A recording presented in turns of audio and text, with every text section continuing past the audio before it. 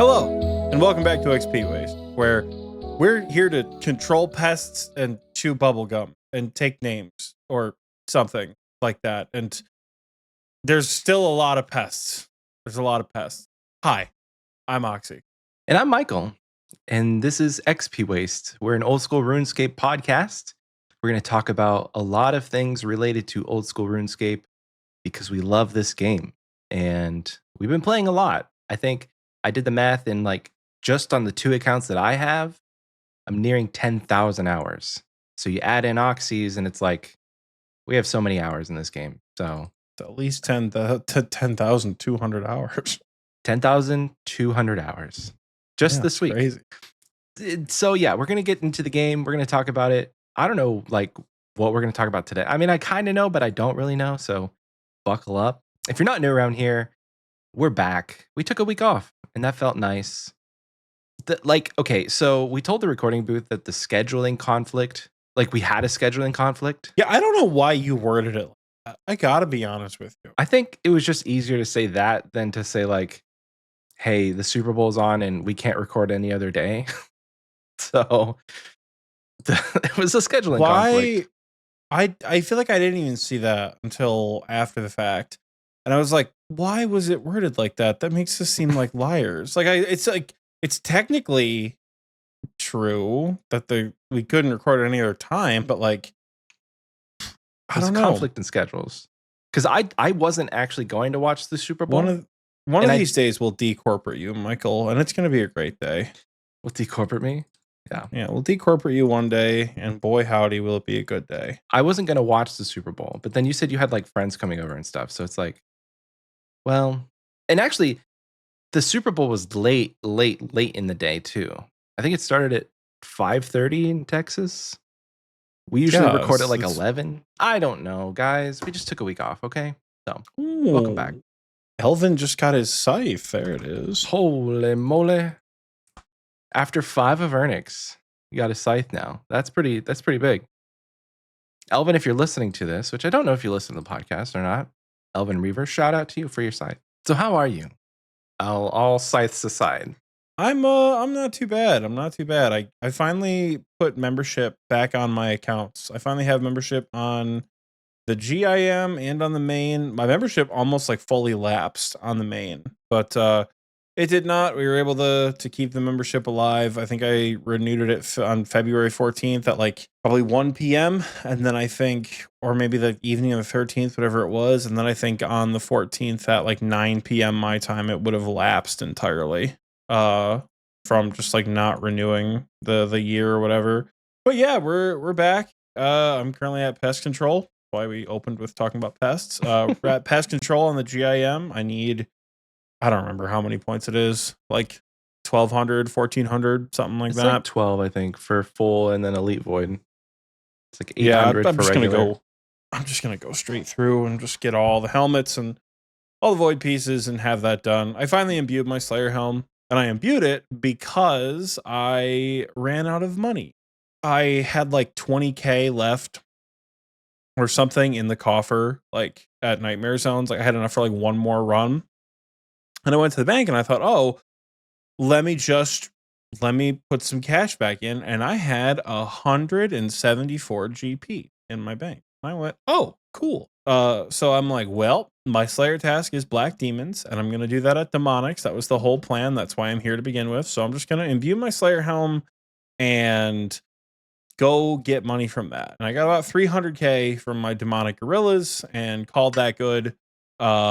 And eventually we'll go back to Nightmare Zone to get my blue salve, which I'm probably going to need when I do Vorkath for the assembler grind. But other than that, we've been clogging a little bit on the main.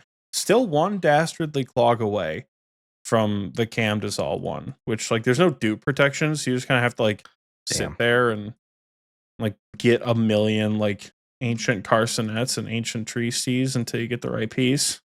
But I suppose that's not the most exciting update in the world to talk about the main's clogging runs. Finished my Raxor task, sitting on for a million years. Hell yeah. I got to 300 KC, and then with 40 to go, was yeah, I'm just going to kill the babies. And then I have a Hydra task. I have Hydras and then Aviansies in storage. So one of these days I'll do Kree. And by one of these days, I mean the bingo that I have coming up soon for Raids Bank. So hopefully there's a Kree tile I can go to. And that bingo probably will have started by the time this episode comes out, if not later today on release day. But yeah, that's what I've been up to. A little bit of Slayer, not a ton of raiding.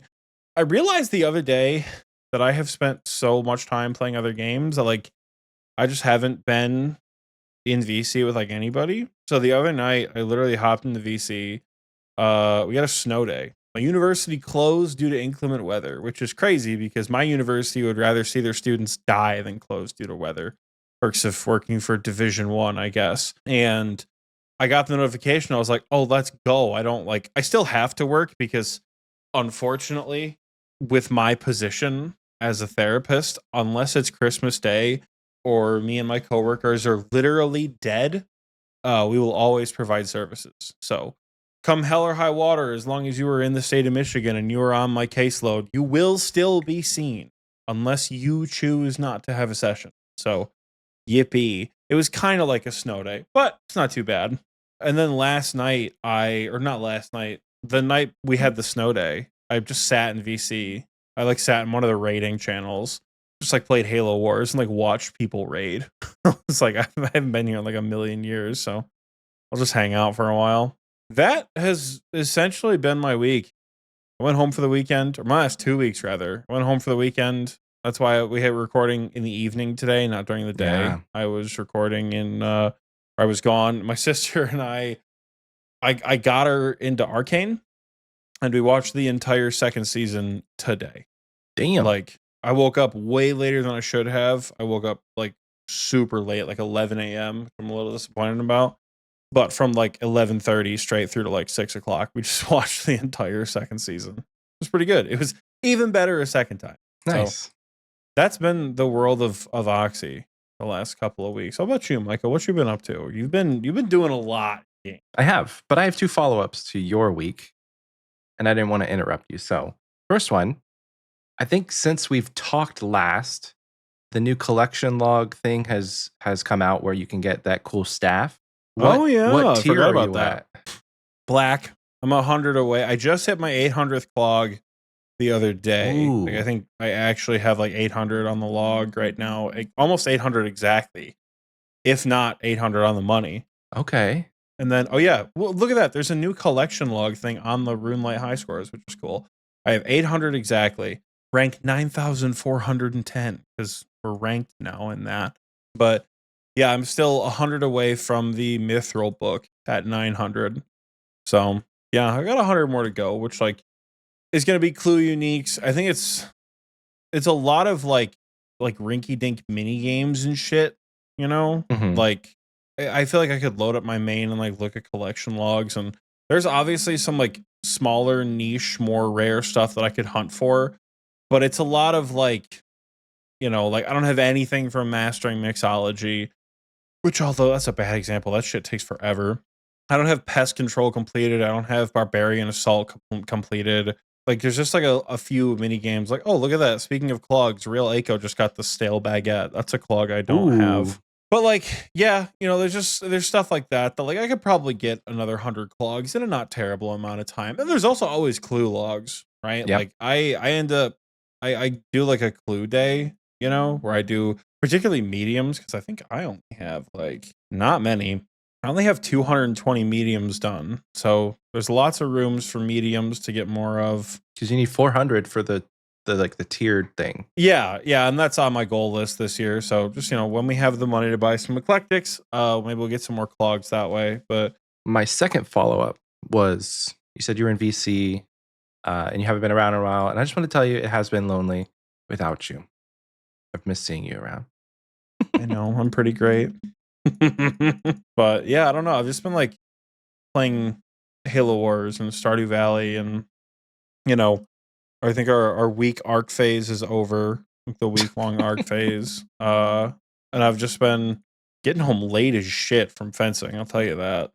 So I've just been like getting home and doing like stuff by myself. It's been what the deal has been, but How about you, Michael? What you been up to these last couple of weeks? Last couple weeks for me has been busy. So I don't want to spoil anything with Red Dead, but I got to a point where the game kind of ended for me. I'll just leave it at that. If you played Red Dead, you probably know what I mean. And then like I'm going to finish the story, but I just have like a little bit less motivation to do it. And I'm more motivated now to restart and just a fresh start over and play the game pretty loose. I guess pretty loosely is the how I would put it, cuz like I was trying to be a goody two shoes this time around and keep my honor pretty high, but I think I want to play like a low honor playthrough and see how that feels, because I've heard there's different endings depending on where you fall in the honor system, but I don't know the validity of that. So, guess we'll find out. But Red Dead was, I think I was finishing up Red Dead like close to what would have been my update for last week's episode if we had one.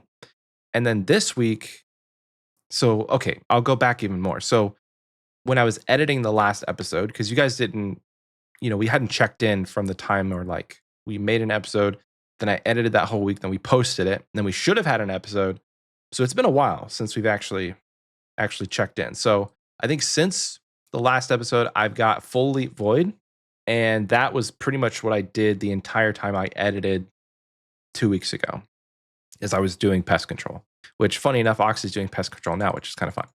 But I did pest control, got a Full Leap Void, so I'm top ready, and I've actually taken the Void other places, which was kind of nice. I tried to take it to the new Royal Titans boss, but it turns out like it's good, but there's other armor that's better. It's nice for switches, but there's other armor that's better. So Full Leap Void, and then I set my sights on Guardians of the Rift. And since I had this like week off, we didn't have a podcast, I didn't have to edit. I made the decision. I'm like, I'm not leaving Guardians of the Rift until I have the full set, or 77, whichever comes first. Spoiler alert, they are around the same. So I had two pieces and a couple hundred, like maybe 100 pearls in the bank, maybe less than 100 actually. So I had two pieces, less than 100, and I was 74 rune crafting, or 73. So that's my starting stats at the start of this week. I think I did close to 600k rune crafting XP at Guardians of the Rift this week, and I have 78 rune crafting, and now I have the full set. So things are looking good. If you hear me clicking rapidly in the background, it's because now I've unlocked Zaya rune crafting, and that will be my forever AFK activity, I think, while I'm recording the podcast and editing and doing anything that's not like actively playing. Because like my previous AFK activity was mining. It was either amethyst, or I was doing bone shards, or I was doing MLM. And I did that for 8 months straight, pretty much every time I was AFK. So starting at 78, we'll see if I get 99 this year. I know I'm definitely going to get 86. Like that's the ultimate goal, is to get as close to 86 as possible so I can finish out the Karamja diary. But if I want to get my achievement diary cape, I have to go a little bit faster than like stretching it out the entire year, because I also need my smithing levels and I need my fishing levels. And then like fletching is thrown in there, thieving is in there. There's a couple of agility levels I need. But like the big ones, the big grinds are going to be fishing and rune crafting. I think I'm going to be rune crafting for the foreseeable future, because this is unironically one of my favorite AFK activities. Stars is always going to be number one for me. You can't take that away from the number one spot. Like there is nothing in this game besides combat, like besides sitting at sand crabs for 10 minutes and then resetting your aggro. There's like nothing in this game that you can truly just like get up and walk away from your computer for like minutes at a time without really truly worrying about anything. Because there's always that chance, like if you're killing Vyres, you could die because your prayer runs out, or I don't know. Like Stars is just number one in AFK-ness for me. So I think rune crafting is number two, and then like sand crabs AFK combat would be like number three.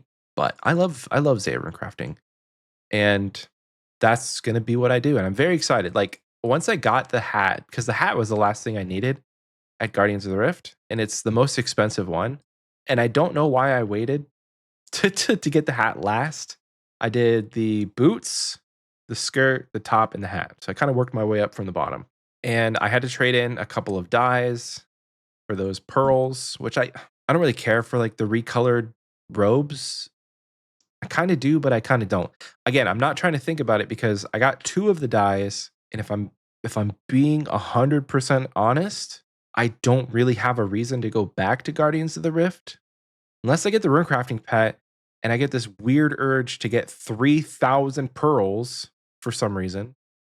I don't really have a reason to go back. So the set that I have is the set that I have. I don't think it's ever going to be recolored. So I traded in 2 of my dyes because I'm like, these are 50 pearls each. That's going to take me so long. It's not going to take me so long, but like RNG wise, it could take a long time to get 100 more pearls. I'd rather just trade in the dye because I don't think I'm going to use it. Again, not trying to think about it because I probably will regret that. But yeah, man, I think there's some good things about Guardians of the Rift, but for the most part, it's still not my favorite. I think the thing that I love the most, the 2 things actually, you can use your cells on any shield, whether or not it's been damaged or not, and you get the full XP for it. So usually the meta for me is like check and see if a guardian needs to be made. If no guardian needs to be made, I'm just gonna dump it on the nearest shield. Dump that full like mega charge cell on the nearest shield, call it a day. And you don't have to wait around for one to get damaged and you'll feel like you're wasting it. So generally just dump it. So that's number 1. That was an amazing change. Number 2, you can just jump in a game. There was multiple times where I was restarting like my grind for the day and I jumped in at like 10%. I think there was a game where I jumped in where it was like 60%. So as long as it's not full, I think you're good to just jump in at any time.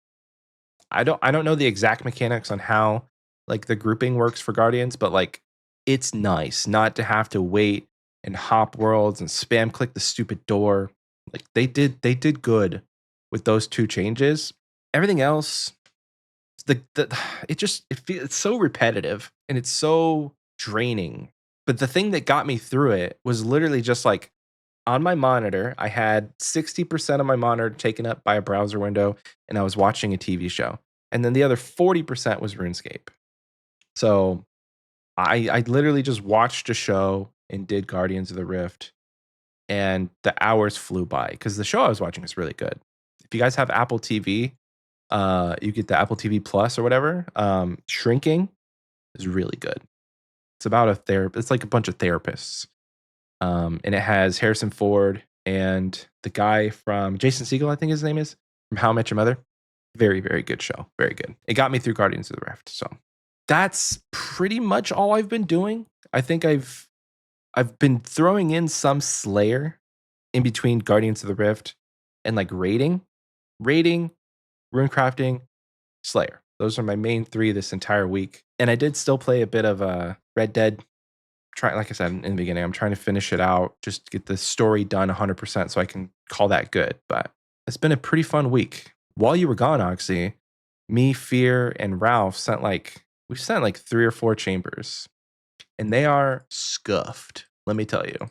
I think the last trio that we did was like close to 40 minutes. Tried to tell you, but it's it fun. seemed like you just didn't believe no, me. I said this is gonna be rough. And you said no, it'll be fine. It's not that it's bad. I don't want to make it come out like it's bad. It's fun, but it's like it's not the 25-minute, trios that I'm used to getting carried by like a T-bow and a shadow. Chaos Cleric wants to correct me and says Fear, Ralph, and I. Okay. How's it feel? It feels like I should probably have known that. So thank you. Fear, Ralph, and I, not me, Ralph, and Fear. You get the point though, right? Like the 3 of us, me, Ralph, Fear, Ralph, I. I did see a TikTok that this lady was explaining the difference between who and whom, and I was homeschooled, so I never learned that. It's pretty great knowledge. Scuffed equals stuff. So I'm just hoping, one of these 40-minute raids, we get like 50k points total. that we'll pull something. And we did. Fear got an arcane, which we don't need. It was his first purple too. Ah. Gosh. That makes number 4. So I guess you can have it if you want it. I've already You've I've already consumed used one. it, I think. Yeah, because it says for augury I just need 77 prayer, but for rigor I need I have the requirements for rigor, but I don't have the scroll. Oh, So, okay. unless I don't have augury already done, I don't know. It'll be hysterical to get to 77 prayer in 3 years and figure out that I don't have augury. But oh, you know what I 77's mean? not that bad.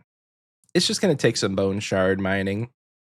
That's what because like I've been trying to game plan with Ralph to get his levels because he got Soat done. Song of the Elves is done on his account, and I think he already has a gauntlet KC corrupted. And the man's like 66 range and like 67 magic. Like he should not be there, but he is. But I've been trying to game plan with him on how he's going to get 70 prayer, and I should remind him that he should just go and mine bone shards. But He's currently getting killed in the wilderness right now. So he's probably taking all the dragon bones Fear's been getting from Zelra, putting those to good use. Oh, you are right. I think you're right. That makes sense. I was like, why is he killing the wildy bosses? But you know what? He is probably doing bones. That makes so much more sense. So you put membership back on your GIM, Mm-hmm. and you've been playing a little bit this week. Do you know? Obviously, you know, but I'm trying to set us up here. Do you know what the new content is? It came out the week we were off. I do. There was a content update poll for it. Something to do with the resetting birdhouses. Was that cool this change. week? Yeah, that was this week. Yeah. Actually, that's not the main topic, but that is actually a pretty neat update. It's small and it's so tiny as far as like QOL goes, but like just one click and it takes down the birdhouse, builds it in your inventory, and it places it back. And it's only slightly slower than if you were to do it yourself, which is great. You still have to put the seeds in there, which nobody's complaining about that. I wish the seeds you could like just click the birdhouse and fill it. That would be cool. So you could click to reset and then like wait like 3 ticks and then click it again and then it would be filled, but you have to use the seeds from your inventory on the birdhouse. It's not going to make me do birdhouse runs, but it is nice for the people who do. I'm gonna get jump scared. I'll forget about it and try to build a birdhouse manually and get jump scared. So the reset option for birdhouses is not like the default option. It's still empty. Empty is still the default. So you would physically have to like change your shift click, or if you change your left click rather, or make it shift click, whatever. But yeah, you'd have to menu entry swap it to be reset, and you have to menu entry swap it on each tier of birdhouse. So if you're flying through those early levels, it might be a little annoying at first, but yeah, you can just reset it, and it's quite nice. The more you know. The more you know. What was the other thing? Because I feel like there was 2 things within that. Was it lock slots that came out with the birdhouses? Or no, that was with the collection log update. I was gonna say that was 2 weeks ago. We didn't really talk about lock slots at all. Oh right, didn't we like? I've not used it. It again would have been real helpful on the maxing grind, but it'll be nice when you do ZMI. I'm sure. Oh, when the time comes. Whenever I was at Guardians, having the locked slots was kind of hype because I was making combo runes, and so you need a stack of like fires and waters or whatever you're trying to combine. And so if you put those runes in a locked slot, you can actually hit the deposit all on that little pool in Guardians, and your locked runes won't, like your locked slots won't deposit. So it is nice. Yeah, if you and Nuke's like, that works in Goater? Yeah, dude. Just lock a slot and then put a rune in there, and it won't deposit that rune. It won't deposit that rune in the little pool. It's pretty hype for combo runes. Combo runes, oh boy. I think I should have started doing that way sooner.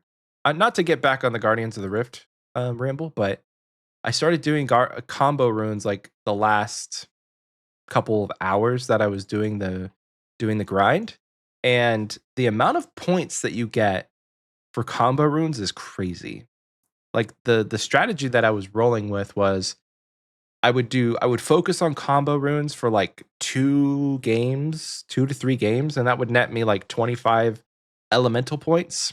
And then I would just go and try and make up the amount of points that I needed by doing a couple of more games, just doing catalytic. And so I would have 25 and 15 or whatever, and then I would get impatient, and I would pull all my rewards. But yeah, I feel like those combo runes are slept on, or at least they were with me. But the annoying part is having to remember to like have the binding necklaces in your inventory, because there's no true benefit to having the combo runes if you don't have a binding necklace, because you only get half. You get half of the amount of runes that you normally would, or half the amount of guardian essence that you normally would. You only get half the essence? Cringe. Yeah. Took my brain a second to compute what you were saying there. Like I was like, half the essence from what? And then I remember how you actually play the game. But Oh, Nuke's right. He just said the alchemist amulet version of binding necklaces when? That actually would be. That'd be a pretty good update. Yeah, I'm not gonna dude. lie. That'd be a pretty good update. So yeah, there's your strategy. Good to know. Hopefully I don't have to use it. Hopefully not. I mean, if you want to do any amount of rune crafting on your account, you're gonna have to probably get the outfit. It's kind of cringe not to have it as an Iron Man, because you miss out on so many runes. 60%. Well, you know me. I've never been cringe, am I right? Never, not once. The update I was referring to was the Royal Titans, the new fire and ice giant bosses. I've done a bit of it. I think right now I have like 30 KC. Let me look. Royal Titans. Oh, I have exactly 30 KC. I've gotten to experience a bit of the boss, and I've gotten to experience a couple of the rewards. Not the prayers, because I've heard that those are fairly rare, and I also have the Chambers prayers already, so it's not going to be a huge upgrade for my account. I was telling Ralph today, I was like, dude, I'm doing the fire, like I'm doing the Titans right now, and I would feel so bad if I got one of the scrolls, because they're not tradable, even in a GIM team. You can't just give it to your friend and be like, hey, you need this more than I do. So to get those prayers, you have to physically do the boss yourself and get the drop. But Fear, one of our GIM mates, got the staff, which I got a new PB at Zulrah with that staff, because it auto casts standard spellbook auto like elemental spells, but then it adds like a bonus. I don't remember exactly what it is, but I think it's like a accuracy and damage bonus when you use it in something that you're killing has a elemental weakness, and it fires 2 shots.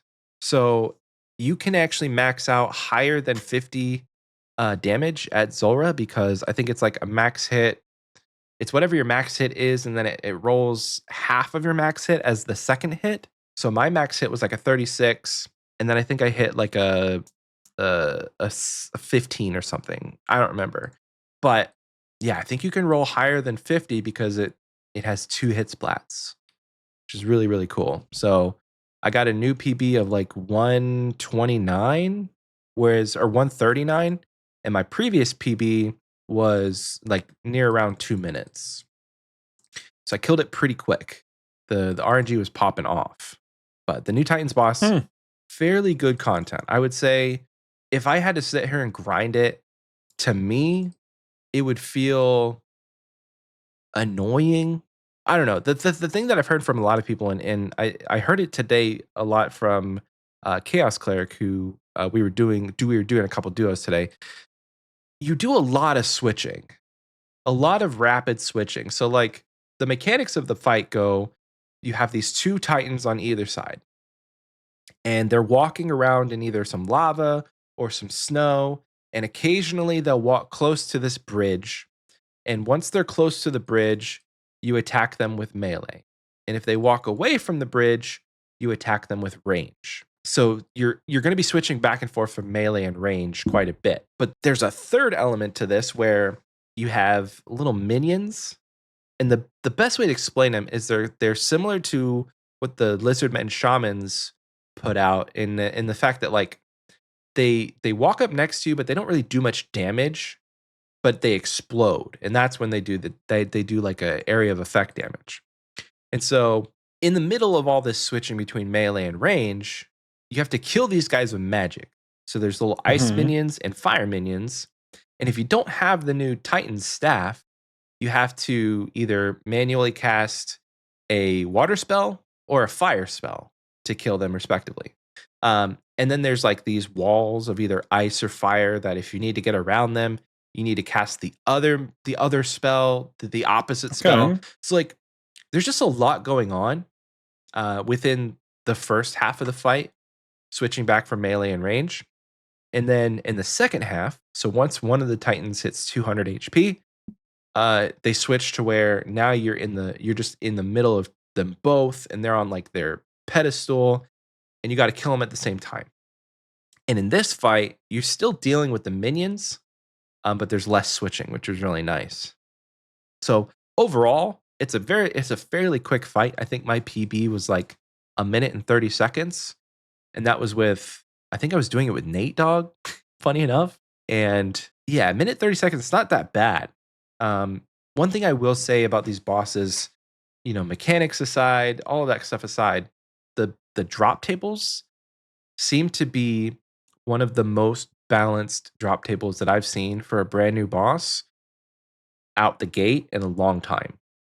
So they drop alchables. You're gonna have your rune, your runes, and your rune items, and then they're also gonna, depending on which one you loot, because you only have the option to loot one or the other. Depending on which one you loot, the ice giant is gonna give you seeds, and the fire giant is gonna give you herbs, and the herbs come noted. So depending on which one you want, you just pick What kind of which. herbs? They're kind of low tier. I was getting like Marintils, Quarums. I got a couple Raynars, and then you get like 2 to 3 at a time. It's kind of nice, but you get 2 rolls. So sometimes you'll get like 50 fire or 50 blood runes and a couple of herbs. Now, what Ralph was telling me, and it clicked in my head finally.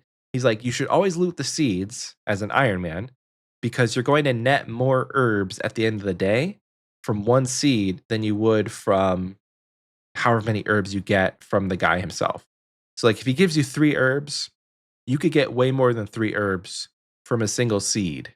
So if you're an Iron Man and you're looking to get herbs, Yeah. do the seeds. Seems like you get 6 to 8 noted herbs or 4 seeds.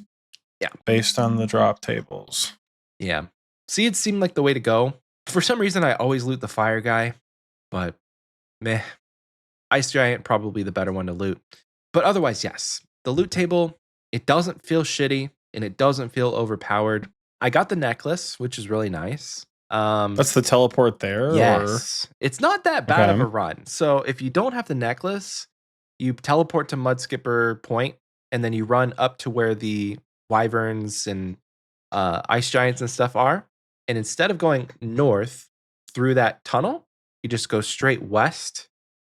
Just keep running, and there's another little agility shortcut there, and that takes you into the ice dungeon.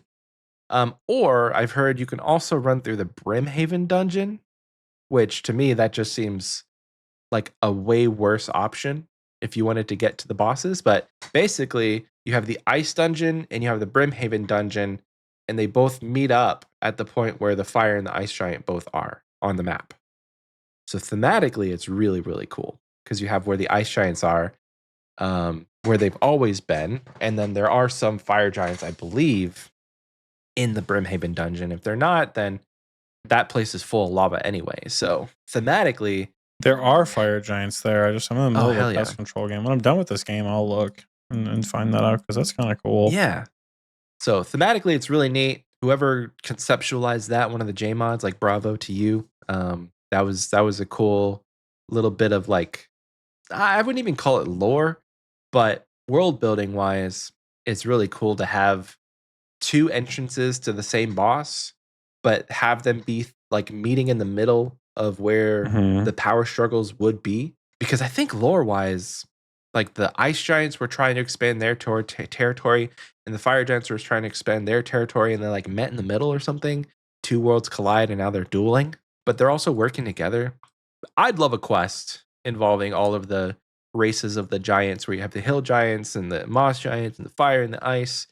Oh, there's a whole new area for the ice giants. That's Yes, yeah. fun. So it's not in the actual like classic place where you Doesn't mine the blue right. seem like there's an entrance from the Brimhaven Oh, dungeon, is there unless I'm not? stupid. No, Maybe doesn't seem like it. maybe that was like a day one like rumor that just was passed on to me. I don't know. I mean, it could be. I just don't see it on the map. That's all. Like, I just don't see it on the map itself. But I could be mistaken. Well, the thing that leads me to believe that maybe it was a rumor, and now I'm spreading this rumor, is that when you have the necklace, the giant's bone or whatever giant's bane necklace, it teleports you to the ice version. So the ice entrance is the only one that you can actually teleport to with that necklace. So there may not actually be somewhere on the fire side that you can teleport into. According to the in-game map, it doesn't seem that's the case. But I have not done the boss. I couldn't tell you. Yeah. Progression wise, I think this boss obviously lands like pretty square in the mid game. You do need like pretty What do we decent define gear. square in the mid game? Arachnus, a little harder than Is Barrows that probably. mid-game? As far as like middle of your account or bossing progression? Oh, probably bossing progression. Okay, so if Like, you were in the middle of that's your the account, middle of boss progression? if you were in the middle of your account, the prayers would be good. The staff would be really good. I don't know that like the necklace is all that great as far as like yeah, you use it to get to the boss. So It's like a 1 in 20 drop. You get it early on and you get your prayer scrolls with it. yeah. Yeah. And the cool thing is that they just updated it this week to where if you have extra necklaces, you can trade them in for big bones. 30 big bones. And it's Is that a how 1 you in charge it? 16. Yep, that's how you charge it. So technically you should never really run out of charges, because if you get it every 16 kills, I was getting like 3 to 4 kill trips. So you use it maybe 5 times and then you get another one and you have 30 more charges. I was gonna say, how many charges does it? It's just like 1 charge per teleport, right? One charge per teleport. The crazy thing, Big Bone skyrocketed. I don't know what their price is sitting at right now, but on Thursday, 872 each. Actually, that's kind of fucking crazy. on What? Friday, I think it was Thursday or Friday of the whenever the week it came out. Dude, they were like 1,200. It was insane. Oh, Plasmatron says they were like 3K each on release day. Yeah, whatever like hoarders were out there that just had stacks on stacks of big bones, y'all lucked out. Seriously. Hold on. We got an actual Yeah, it price. looks like they sat around 350 or so. And then Oh my gosh. they're They shooting quadrupled in price. Yeah, that's crazy. So 300 each, 350 each, all the way up to their peak, which was near about 1,600 each. And they're leveling out, not leveling out, but they're like, they've come down, they've crashed a bit now down to about 800. But for big bones, crazy. It says 870 on Runelight, which is still kind of a lot. It's like not a bad free to play moneymaker. So for real. Cuirass tasks are looking mighty juicy because I think they drop big bones, if I'm not mistaken. I had like over 1,000 of them in my bank at one point on the iron. And I remember I broke them all down into bone shards for prayer XP. And I was kind of regretting that because I had not a single big bone on my account when I got the necklace. So I just went into the catacombs and killed like 30 or 40 hill giants and got some teleports. But it would have been nice to load that thing up with like 1,000 charges. Or even drop them over to the main and sell those bad boys for like 2 mil, because I had a lot. What would you do with him on the main though? Let's be honest. I would sell them 100% and then just have the money. My main doesn't have members, so I actually could sell them. That is true. So what's tickling your fancy? I mean, you said you got members back on both accounts. You've been playing some other games, but you're not back yet. But something's tickling your fancy to come back, right? Yeah, I'd say progression is tickling my fancy to come back. You guys are kind of active in the GIM chat, and that's like, ooh, these are things that could be fun to do. I just need to like spend a lot of time actually becoming a competent account again. Like we have the skill set, we just don't have any of the shit. So like, I just have to get the shit, and then the idea of progression is always interesting. It always has been interesting. So yeah, it's just what's bringing me back. And on the main, yeah, I feel brick walled by some of my tasks. I don't know. Not that they're impossible or anything like that. It's just it just feels very like, not very quickly attainable for someone who doesn't have a ton of motivation to immediately get them done, you know? Right. You want to talk about count progression? I am 420k away from 93 Slayer on the GIM. And that's going to be probably one of the biggest upgrades that we've had in a long time as a group, is when I can finally get us occult necklaces. So that is something I'm very excited for. I'm like 230k away from 99 strength, which that I never thought that would be my next 99. I thought surely like something AFK, but I guess you don't really get away with Wait, you training still don't Slayer. have 99 strength? No, I told you I did a bunch of pest control, which was like, it got me strength levels because I was using the Fang. It got me strength XP rather. But that whole week at Guardians of the Rift just really tanked any sort of progression I thought- had at strength. Swole, go back in the catalog. I thought Michael had 99 strength on the docket like 2 months ago.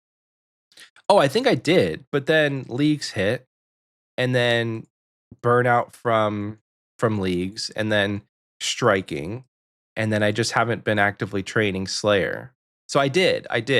2 months ago, I was like 800k away, and I'm still I've only gained like 500k since then. But I'm getting close to 99 magic as well. One thing I did want to talk about, because you were talking about having like 100 GP on your account, and it kind of reminded me of my like overarching goal. I want to get 99 construction banked. And I have all the logs banked. So right now I think it's 22,000 mahogany planks and near about 6.5k. Oh, it's 24k mahogany planks and 6.5k teak planks. And I have to make a lot of planks over the next couple of months. And to do that, I think I've calculated it, and I'm going to need like 25 million GP just in liquid cash to burn on plank bank. It's quite depressing. RIP, dog. RIP the cash deck. Fear and Ralph had both said already that they were going to do a bunch of CG and give me whatever money they can. But I too will have to do either a bunch of Slayer and get some nice alchemies, which is going to be slow, or finally get my ass Seriously, at 25 CG. mil worth of alchemies? Holy shit. Yeah, it's not going to be good. It's not going to be fast. It might be, which I understand, like, Gauntlet is going to be 25 mil worth of alchemies, more or less, but it feels different, like, unless you get like only neck reels tasks, I feel like there's not a lot of Slayer bosses until you get to like Hydra that consistently drops alchemies, or just like shitloads of liquid cash. So Revs, probably I could go potentially sit at Revs and try my luck there. seems like a recipe for you to get really, really, really pissed off. Oh, 100%. Because I hate dying on this account. I hate dying on any account. Nuke Moose asked a question. He said, Michael, silly question. Do GIMs all have their own house, or do you guys share one? So something that was teased whenever Group Ironman was being announced was like, you guys will all share a house. You can share untradables, blah, blah, blah, blah. Some stuff didn't happen. And having a single house was one of them. No, we all have our own houses. So everybody who wants a max house has to get it. So me and Fear both have pretty much everything that you would want in a POH besides like a portal nexus. He has the occult altar. He has the ornate rejuvenation pool. He has the jewelry box. The only thing I'm missing is the occult altar, and I have pretty much everything he has. But yeah, 99 construction just seems like a silly goal to have, and having the logs already in the bank kind of motivated me to do it. And the other mountain I have to climb is the nearabouts like 45,000 astrals that I have to acquire to be able to cast Plank Make as many times as I need. Well, thank God you got all of those outfit pieces I know. from Guardians of the Rift to craft it yourself. I huh? know. It's gonna take a lot less time now. Kind of excited. I looked at my bank like randomly, but as I was gearing up, and I have 225,000 essence. 225k essence on my account. How I got that? Probably Chambers, Soul Wars, but like, holy cow! For someone who has never once thought about collecting essence, I have so much, so I don't have to worry about like the essence part of it. But holy shit, that's a lot of runes, man. It's a lot. That of is a runes. lot. Double astrals aren't a thing until like ever. Frick. Right? Let me see. Double astrals are, but I think it's like 82. Maybe Not I'll like just horribly far maybe I'll away. just wait until I'm 82 to start even trying to make astrals. I'm 78 right now. 82 doesn't seem like that far away. You could buy them. I could buy them, but you could shopscape them from Baba Yaga. But you could buy them. I thought about that, and let me tell you why that won't work. Because I need 25 million GP, and so if I try and buy all the astrals I need, I'm taking away from the cash stack that I need. Or you just need a bigger cash stack. That's also true. That's also a very true point. But I could think Look, of nothing. That was essentially the like, hey, you have 5 kids in 2 chairs. What do? I said, get 3 chairs. You said, kill 3 kids. Why can't we just get a bigger cash? Well, there's nothing I would rather do less than hop worlds and buy 100 astral runes every single time, because everybody's doing it. And so I either have to get on an inopportune time and catch the worlds where they're absolutely Only not an being extra botted. 11 mil. Oh, that's so much. So much. Oh, wait, no. No. I lied. That was how many are in stock at a time. 50 times 45,000. It's only an extra 2.2 mil. Never. Oh, 2.2 mil? Yeah. I saw 250 and thought like, oh shit, they're 250 GP a piece. It's actually kind of crazy. But no, they're only 50 GP a piece. Extra 2 mil is not bad. But can you imagine me getting to 82 and then crafting all of those and the sick rune crafting gains that I would make along the way? Seems like something only you would enjoy. So I'm not going to yuck your yum, babe. Be my guest. I will. It seems like a lot of time. Crafting astral runes. It is. It definitely is. I've already crafted 20,000 of them of the 60k that I need. So, or like 65k. But we'll find. Dude, everything about my goals is so fluid. Nothing is ever concrete. Like the concrete is always wet. Moist concrete all around. So one day. Goals are written in pencil. They're also written in pencil. Yes. One day I could be geared up to like make 45,000 astrals. The next day I could be geared up to grind out 2.5 mil to buy them. You just never know. Hopefully when you get to that point of realization, you just get the 2 mil to buy them. Well, I could do a bit of both. You never know. Nuke also says, Michael, please, how many astrals are you really planning on using? And the plank make, I want to make every single log that I have into a plank. And right now, that's near about 25,000 logs, which it's 2 astrals per log. So do the math. Maybe I only need 20k more. I don't know.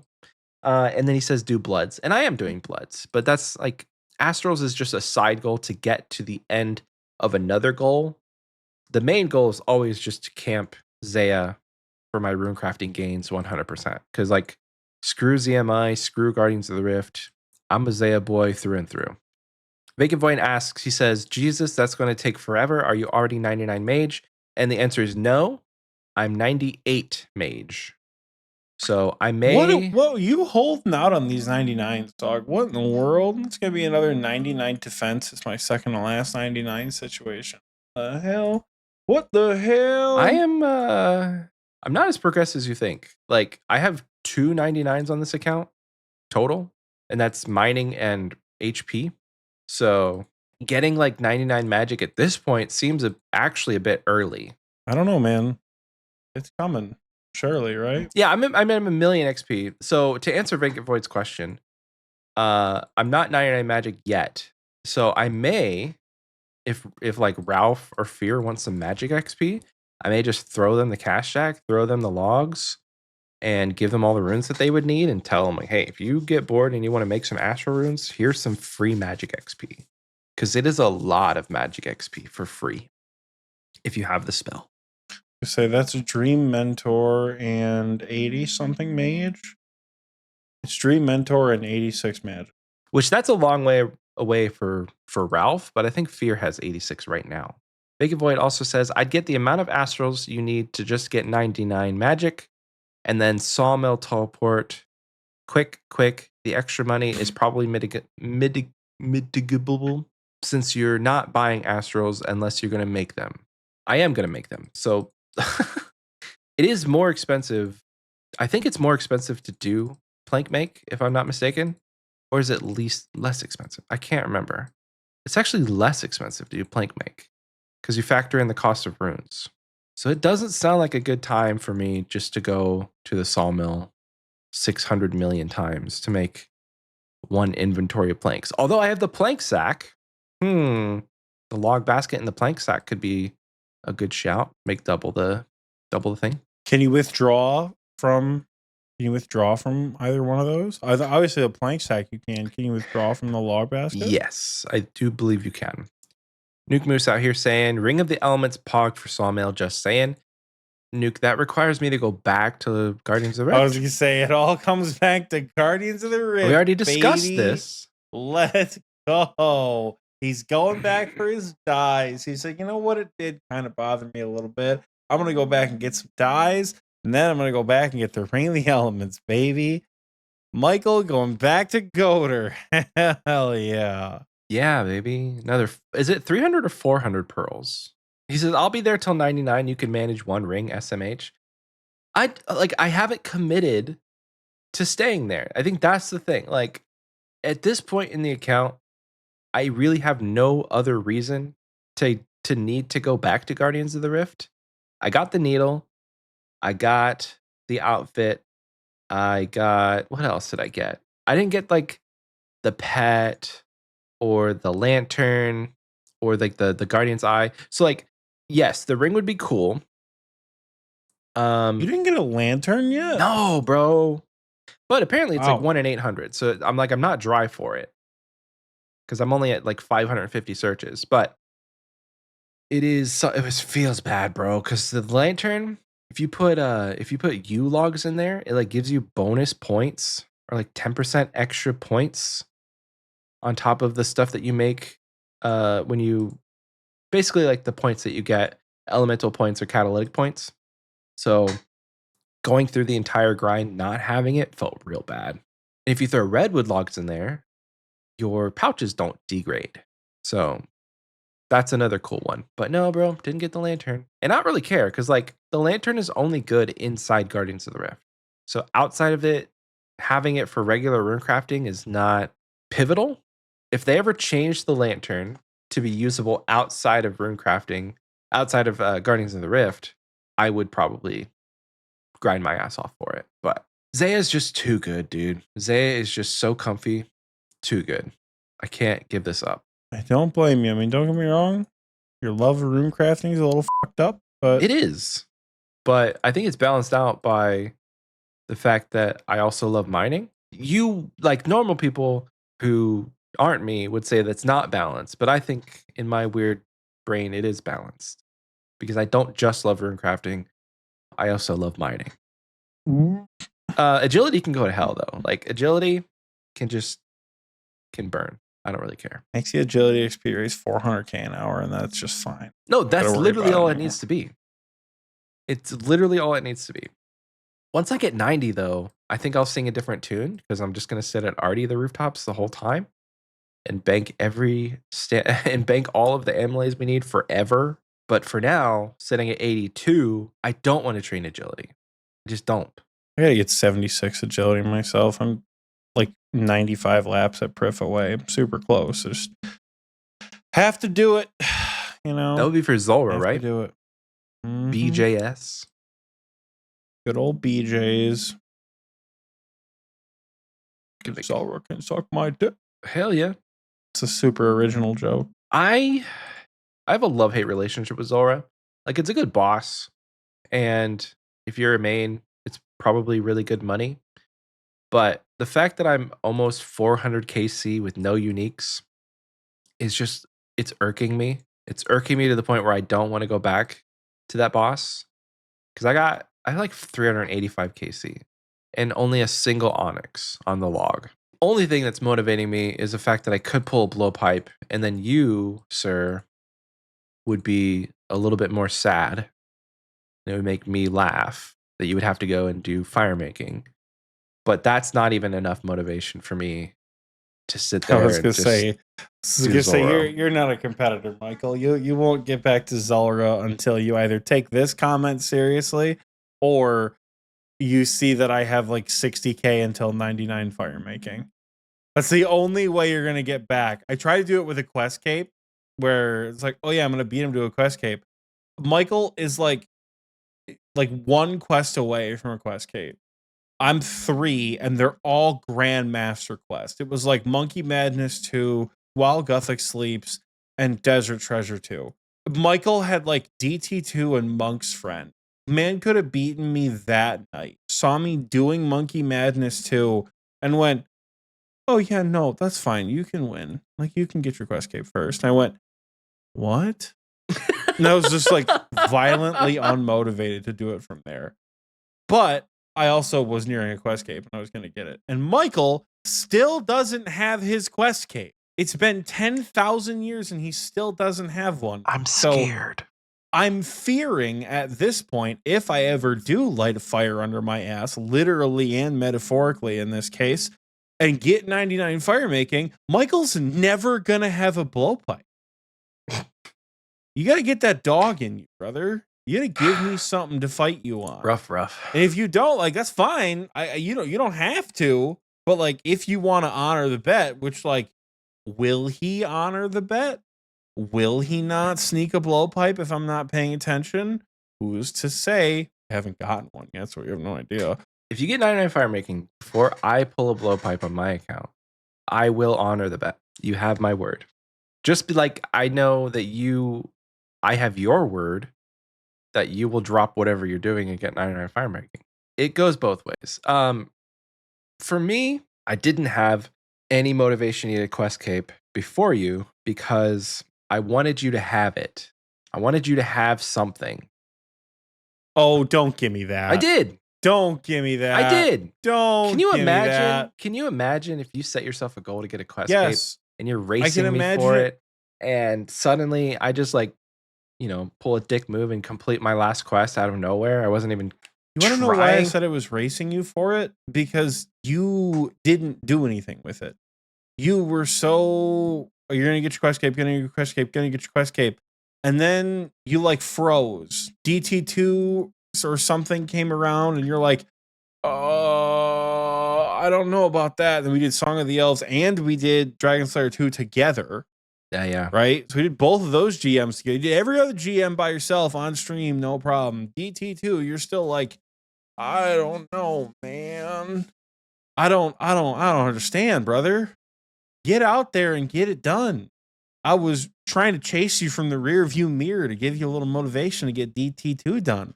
Clearly, it didn't work because I wanted you to have something. There's one thing I hate in this world. It's pity prizes. Not a pity The quest prize. You cape earned meant it. nothing. You earned it. No, wasn't even fought for. You did fight for it. Without the Batman, crime has no punchline. And without Go back to Zorro, Joker. you little bitch. Listen, if Joker always lost, I think it would be kind of boring. He does. No, he doesn't. Sometimes he wins. Sometimes. Batman can't always win. Then what happens when Joker wins? He eventually loses. Yeah. That's the story of all villains. Eventually they lose. That's true.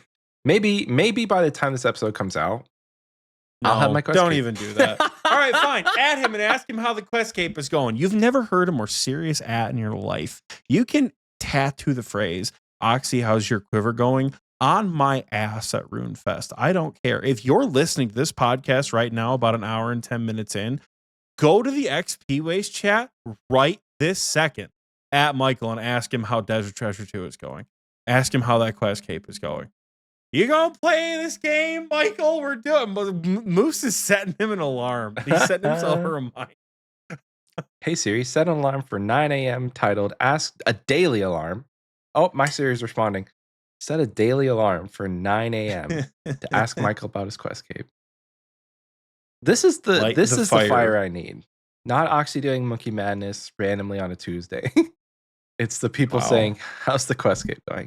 We're gonna decorporate you and we're gonna get you a competitive edge. Okay.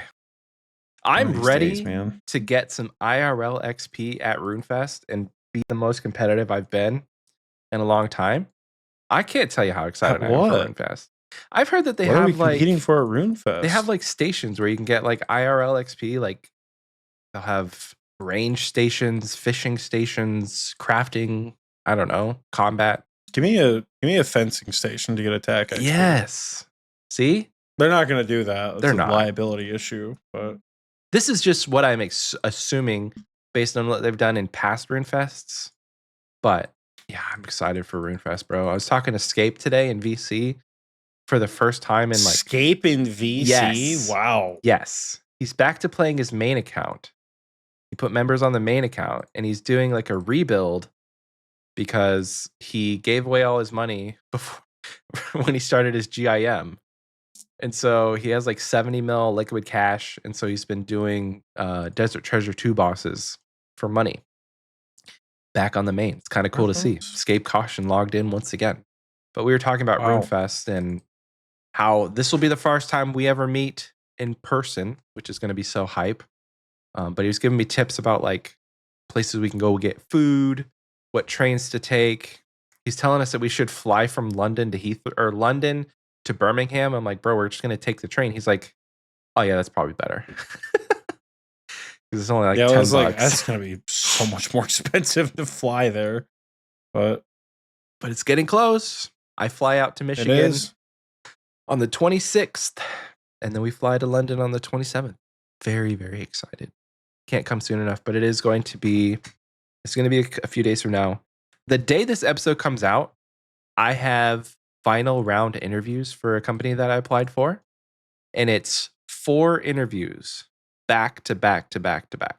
They better be paying you $200,000. It's decent money. 4 rounds of interviews. It's decent money. I've already done a recruiter call and a hiring manager interview. Well, I hope this is the one because that interview process sounds horrible. It's not bad. I mean, they're only like 30 minutes and I get to talk to a bunch of different people. And so it is from 8 a.m. to 11 a.m. though. So that's the suck. I think there's like 1 or 2 of them that are 45 minutes. And then I have like a 30-minute break.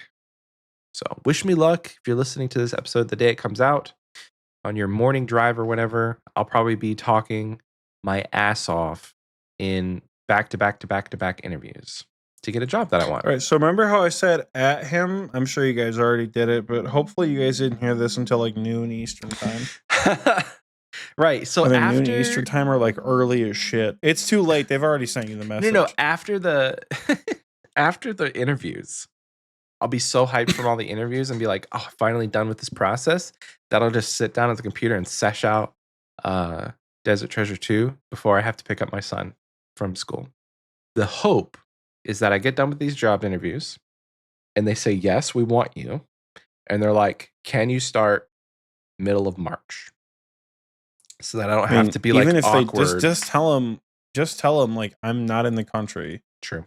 until like March 7th. Oh yeah, that's easy enough, I guess. They wouldn't be like, Like it's "Hey, we want you to start tomorrow." No, it's not yeah, usually how that happens. unless this job is like contingent on you starting like the day we leave for RuneFest, which it won't be.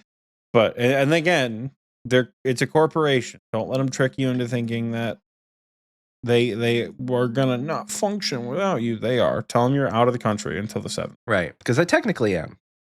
With jet lag and everything, I won't be a functioning human for a couple of days after we get back.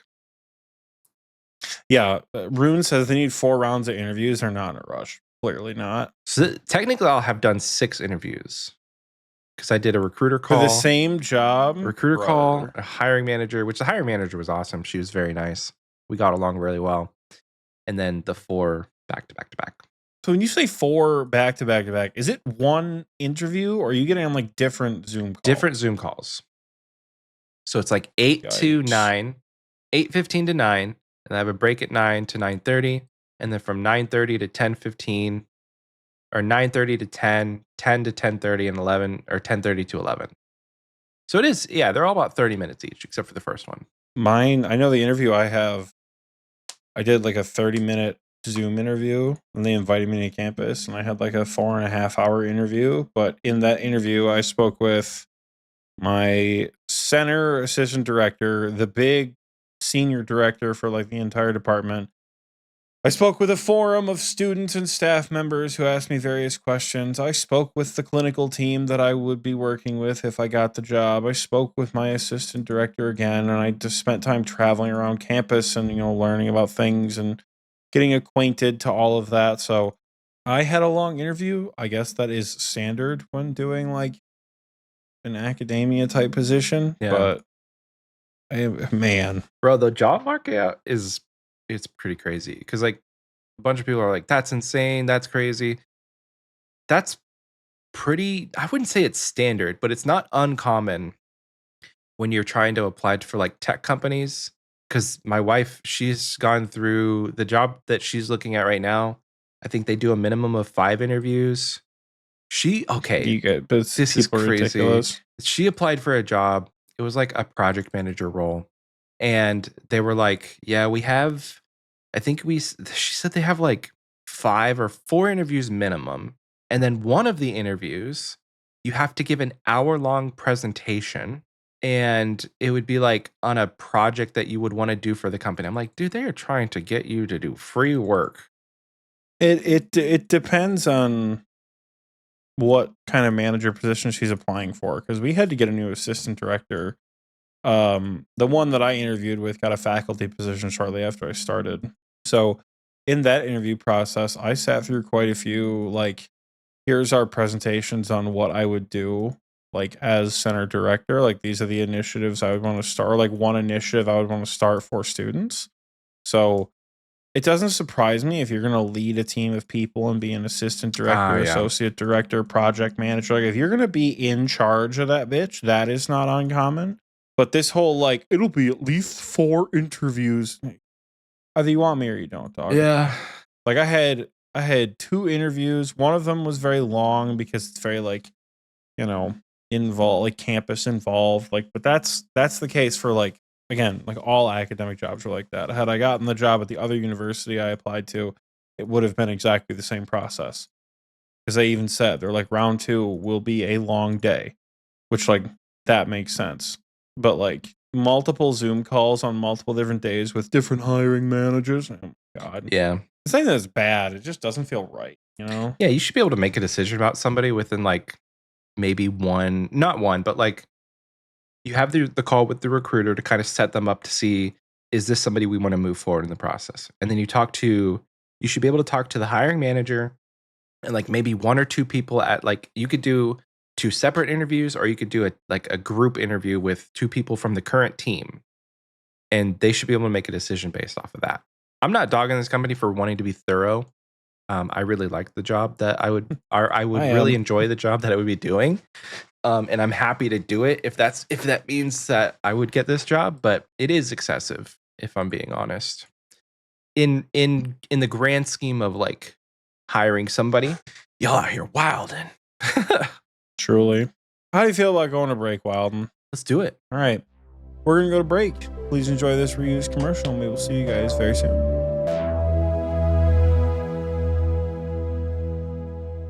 Howdy folks, my name's Prospector Percy and we're looking for some fine young adventurers who want to hone and grind their skills. Now if this sounds like you, then you gotta come on down to Motherlode Mine. Down here we got everything you need to train up them gathering and artisan skills. We got hammers, we got pickaxes, we got dwarves, we got other adventurers, we got a bank and we got some baby moles. We've even got Grandma! Howdy Grandma! Howdy Percy! You probably gonna come on down here looking for ores, and let me tell you, we got all sorts. We got coal, we got gold, we got mithril, we got adamantite, and even runite. And where do all them there ores come from? Say it with me, fellas. Pay dirt! That's right, folks, them there walls are lined with pay dirt. Mine a bag full and toss them on the conveyor belt. Watch it go down the water. Say hi to the baby mole for me. Once it hits the sack, go mine some more. Load your pay dirt on till the bag is full and fix that dang wheel. When your sack is all full and you're picking through them rocks, you might find some of them there gold nuggets. I'll take them off your hands for all sorts of goodies like bags of gems and bags for coal and bags for more pay dirt. I've even got some fancy mining clothes because who doesn't love a fishing fashion skate? Cart your way down to Fallador to the Mudlode Mine just next to the mining guild to make all your pay dirt dreams come true.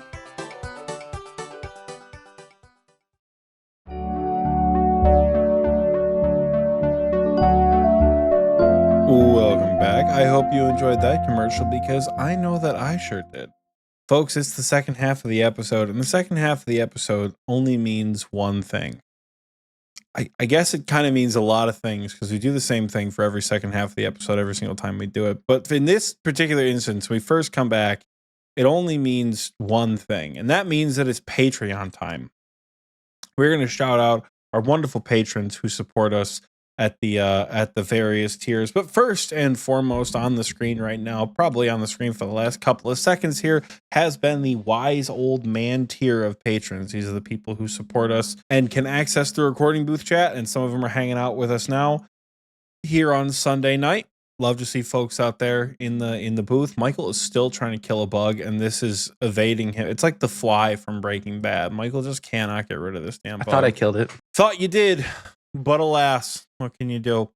But yeah, Wise Old Men, you guys are great. On to the next tier of great folks. That is the King Black Dragon tier, where we shout you guys out by name every week that we have an episode, because we didn't have one last week. But we have an episode this week. So without further ado, big shout out to Brooke70, my dad. Hi, Dad. Cloud Kicker, Dicky Bird, Elite Oreo Dunker, Jack's Tob Era GIM. Man got another arcane. He texted me about it, and at some point, you gotta admit, it's pretty funny. JX Riot, Kyrandia, Lil Drakey, our third favorite supporter, Ralph, Run Metal 15, Rylithian, Sparky Life, The Big G Jordy, and War Patronic. Thank you guys so much for your support at the King Black Dragon tier. It really does mean the world to us. You guys are hearts, you know? Like, what do you... I see people doing it this way now, which is weird. Like, I don't know. I'm getting off track. You know? Anyways, on to the final tier. The people who support us at the highest tier of folks. The folks who support us at the Tuz Talk Jad tier. I believe shirts have finally started coming in. And they look pretty good in person. They look a lot bigger than I was anticipating they would. Because I remember the design was like, either like not big enough or like comically tiny. Like those were the options that we got when we first designed it. So I'm glad it looks pretty decent for what we're working with right now. But kicking us off in the Tuz Talk Jad tier, we have Michael's not so secret lover, Apathy, Mithril Fork, Petite River, President Elon Musk, LOL, dude, Rack Roll, Spit on Me Zarpus, Chaos Man finally changed his name, and the S tier Deviled Egg. Thank you guys so much for your support at a tier that honestly sometimes feels a little bit too high priced for what we're doing, but you guys don't care and you support it anyway. That really does mean the world to us. This is not a show we do for monetary gain. It is a hobby. And I hope you guys enjoy your shirts when you get them, because that's what it's all about. It's not about the money, Spider-Man. It's about the shirts. The shirts, baby. Love the Mets. Yeah, if you guys would like to support us on Patreon, please do us a favor. Head over to patreon.com/xpwaste. You can support for as little as free, technically. But if you want to support monetarily, it's as low as $1 a month. Shout out to the Gnome Child tier, who should have a live stream coming up here kind of Tomorrow. soon. Is it tomorrow? Yeah, baby. Yippee. I always forget when the live streams are, and I feel like I always end up making plans on the night of the live stream because I forget it's the live stream, and then Michael will send me a message like, live stream tonight? Because I just forget, and I have to cancel plans with people because I'm an idiot and don't know how to schedule. But nonetheless, the live streams are a good time. And now that I have membership on the Iron Man again, hopefully we can do some. What did we even do last time? We do all 3 raids last time? We did all 3 raids. Did, yeah, because we died at Tav. I remember now. I understand it now. But yeah, feel free. Come hang out tomorrow night if you're subscribed to the Party Pete tier or above.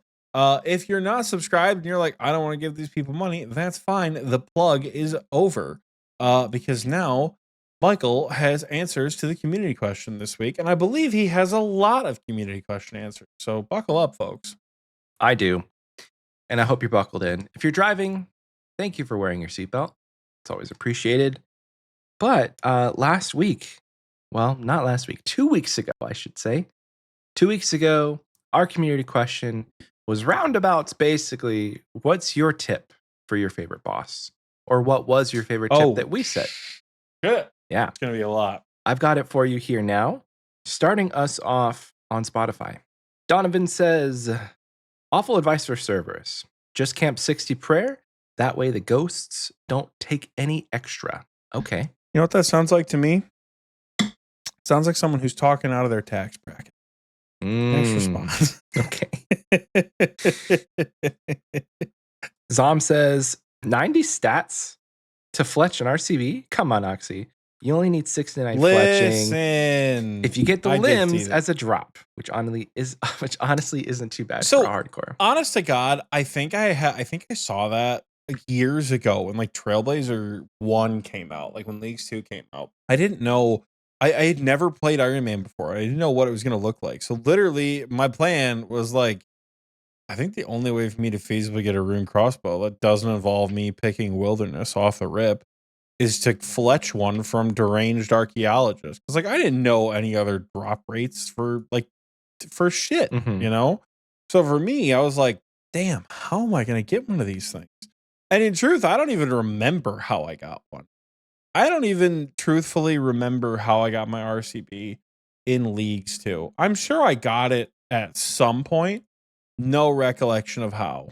But I remember thinking like 92 fletching with boosted XP can't be that bad. So in my head, deranged archaeologist for years has always sat as like the way to get a quote unquote early game RCB. That method is pretty stupid though, and it's not worth it. Deranged archaeologist is not worth your time. Unlike the I can't afford a spectral response, that's actually a good response because that's a pretty bad tip. Yeah. I'm not gonna lie. Yeah. Well, 69 fletching is not that hard to get. I think that was the point, which he's right. Moving on to Julian, they say Big R3X here. What's up, Big R3X? Big Rex says for Vorkath, something that made it very easy and achievable for me was getting the Ring of Stone / any transformer ring with lunars. Use the ring whenever you get frozen and click and run away. What? You can just run away from the little guy? That's funny. And then while you're on lunars, you use Cure Me. Covers a poison breath attack, so you're good. Managed to get consistent 5 to 6 kill trips on the Iron Man that way. That's actually kind of funny. I never thought Ring of Stone. I want to try Ring of Stone tech at Vorkath so bad now. That's hilarious. Because as you say, that's funnier than shit. I kind of want to try that out. Just like Ring of Stone at Vorkath. Run around the whole place. That's awesome. Because that thing's on a timer. I Oh, think. is it? Okay. I mean, it would make sense if you can run away from its explosion. Huh. It's either a timer based explosion or it's a radius based explosion, like the crabs at Tob. And you could proc the crabs at Tob Yeah. and like run away from their blast radius in the tick that they're going off. So like that's huge if true. That's funnier than shit. I cannot wait to try that out. Ring of Stone on Iron Man is not terribly hard to get, but it's also kind of troll. It's a waste of an onyx. Yeah, it's a waste of an onyx. But it's a waste of an onyx if you don't have all 4 Zenites. Truly. Next up, Melvin Man says, for the new Royal Titans, full balloon armor plus some mystic boots gives you enough magic accuracy to hit the minions every single time. Plus, it's decent melee strength. This setup can reduce your switches and prevent you from taking damage from the minions. In the second phase, the Titan's Elemental Slam will also kill any of the opposite minions caught on that side. That's a pretty good tip. I really want Blue Moon just for that reason, because I can't tell you how much I hate Perilous Moons. I cannot tell you how much I hate Perilous Moons. But like having that, having it for Titans would be kind of pog. Next up, DJ says, for Jad, speaking out loud, the prayer I need to switch to on each attack helped me secure my first fire cape. This also helped me get through triples in the Inferno. Okay. Yeah. What is triple Jad? Fast Jads? It's just jab a fast. Jab a fast. Next up, Boards says, only tip I got is this. Oxie, fix that goddamn squeaky chair. I will fly halfway across the world with a can of WD-40. Bet. He said, let's go. Save me a trip. Hold on, wait. Bet. Now it's not doing it. You son of a bitch. Oh, he did it while I wasn't home. You son of a bitch. Anymore. You already broke in with the WD-40. God damn it. He's fixed it. These chairs, I don't know if we got the same chair, but we got them from Office Max or whatever. They are very squeaky. Sometimes, not all the time. Sometimes it's quiet as a mouse. But anyway, moving on. Dynamite says, a tip for Obor. Not my favorite boss, but I am ranked in the top 6K thanks to Flingo 2024. Get the giant keys from Deep Wildies. PKers never show up, and you can bank at the Mage Arena Bank. If you're not sure where that is, you go a little bit west of the Mage Arena and just south of the Pirates Hideout next to the Gothic or whatever symbol that is made in the lava. And it's the little house with the exclamation point. You go down there, and in that first room, there's a bunch of hill giants in there. And the drop rate is decreased in the wilderness. Same with moss giants. You should definitely do that in the wilderness, because camping them like anywhere else is kind of troll.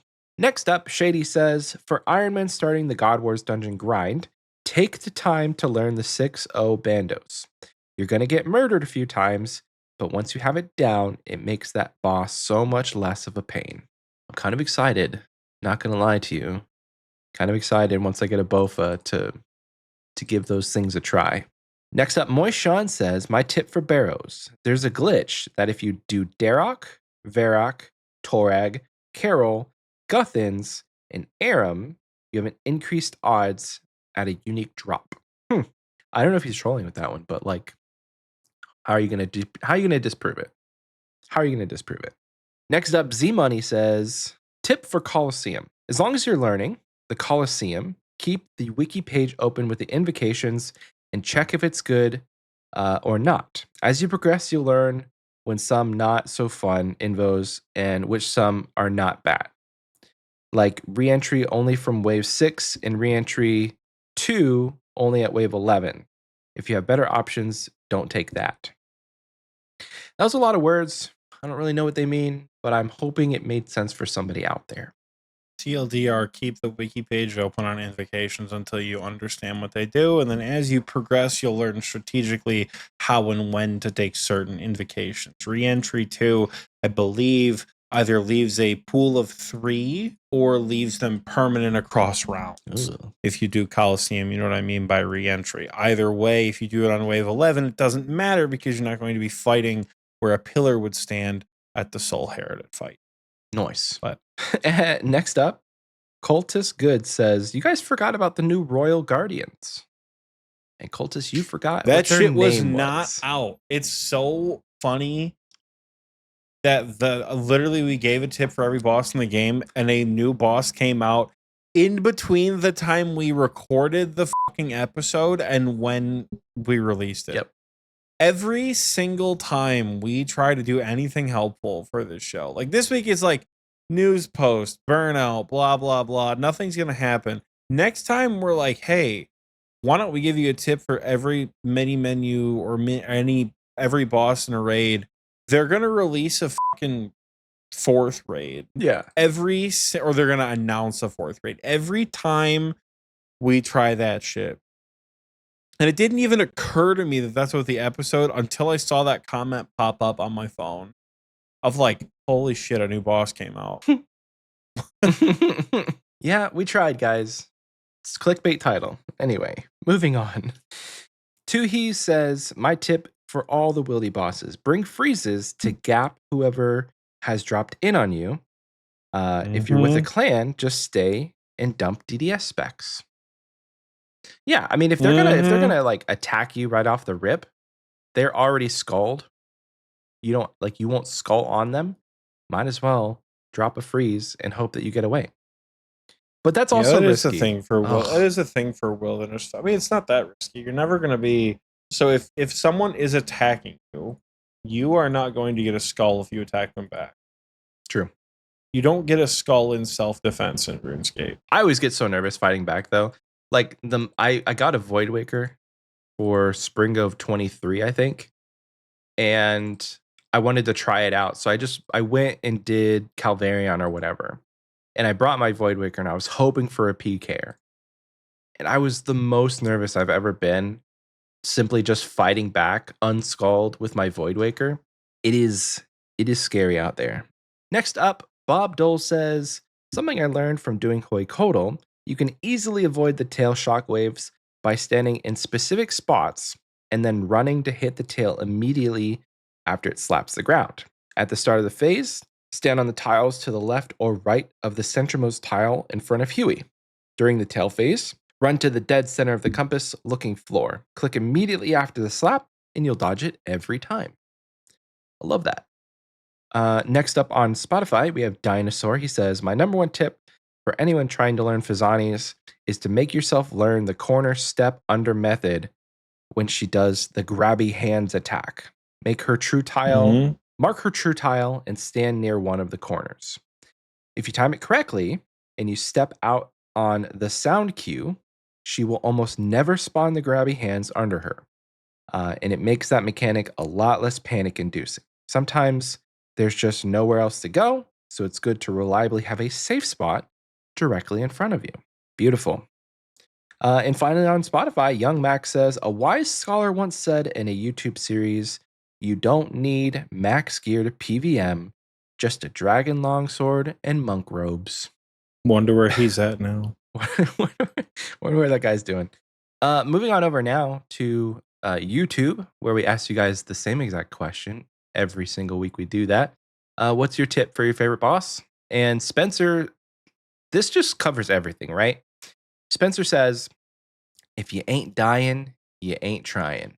We could cap off the episode right there, but we have many more to read. So thank you, Spencer, for those wise words. I'm going to get that tattooed on my arm. If you ain't dying, you ain't trying. Right there. So I can read it every day. The Moon Bass says, don't neglect your defense levels. I went from 2 to 3 kill trips at Vorkath to 3 to 4 kill trips just from getting 80 to 90 defense. So from going from 80 to 90, they've virtually doubled their kills.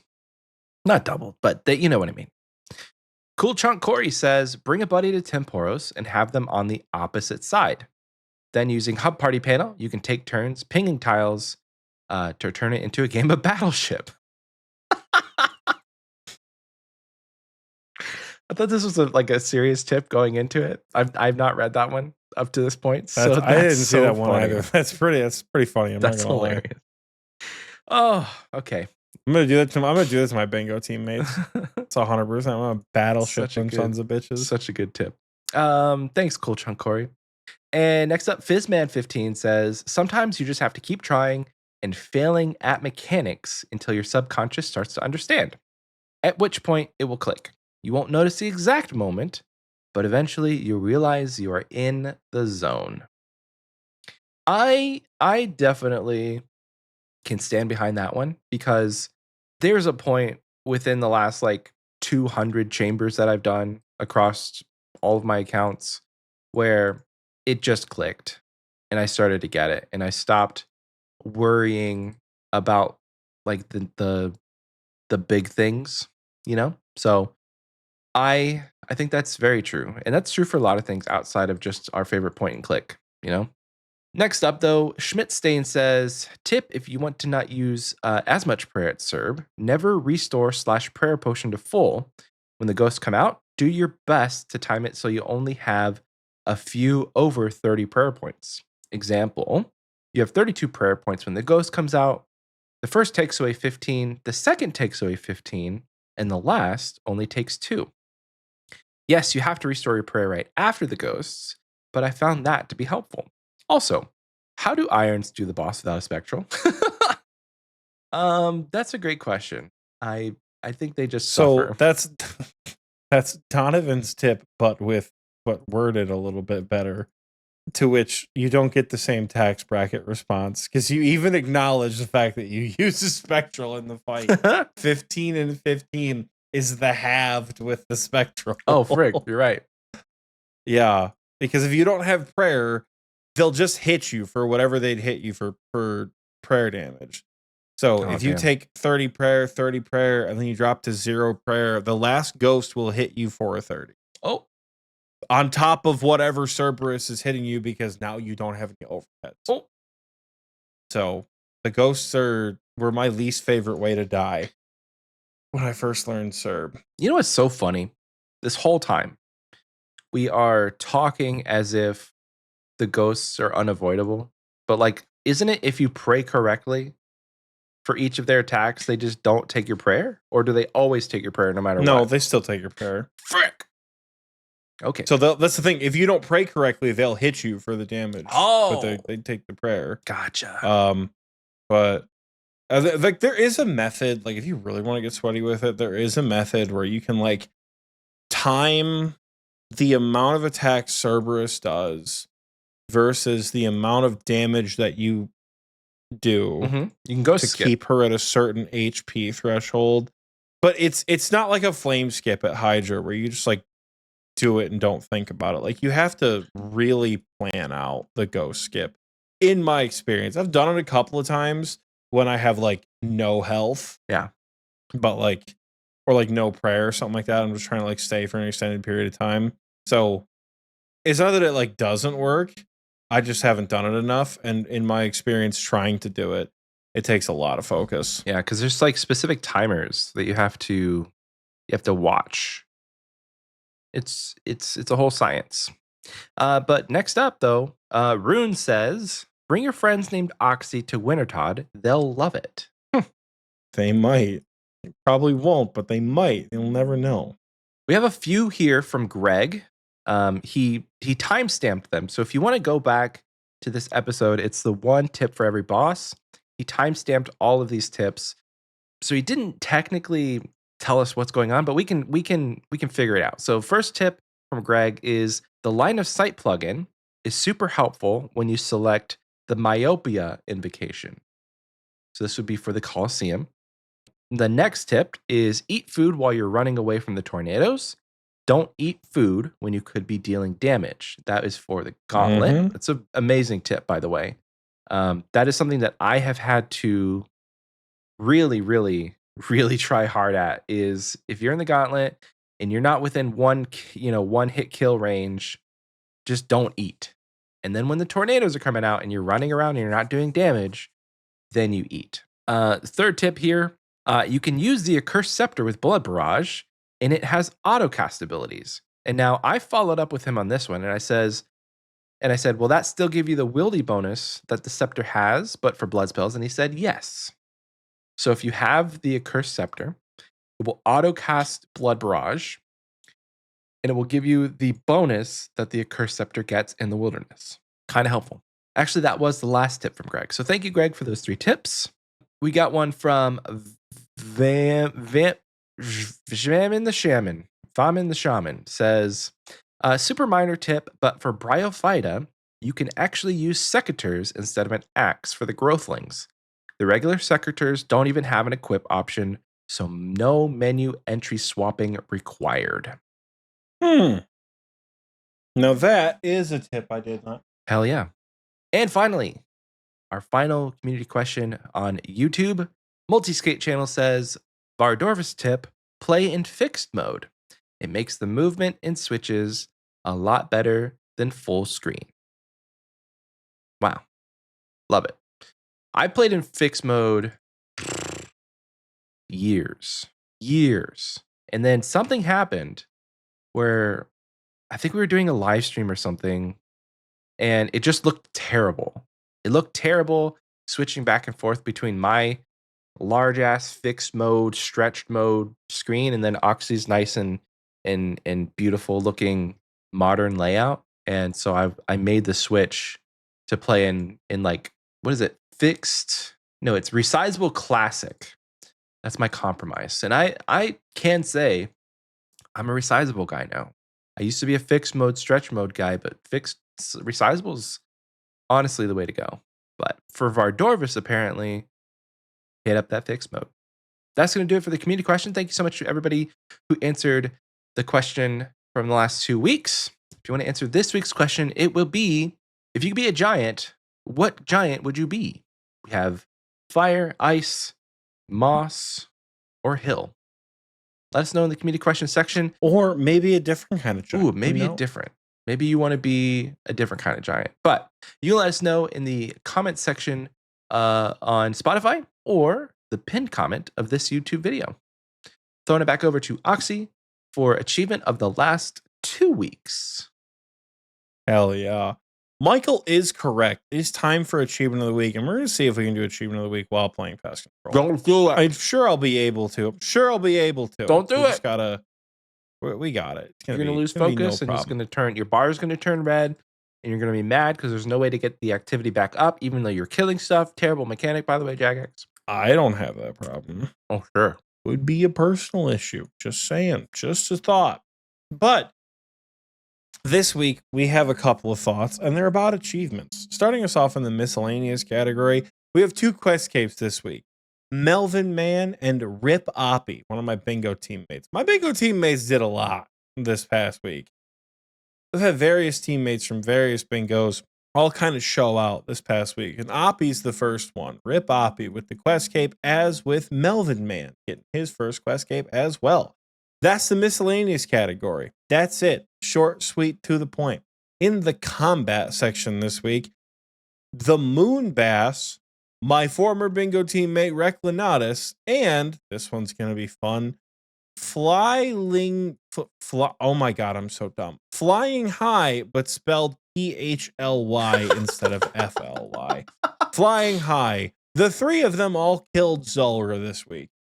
I can't read, but they can. And they killed Zulrah with their literary skill set or something. We also have a couple new Fazani's Nightmare kills this week. Habitat and going on his B3B this week, Nate Dogg. Both of them killed Fazani's Nightmare for the first time.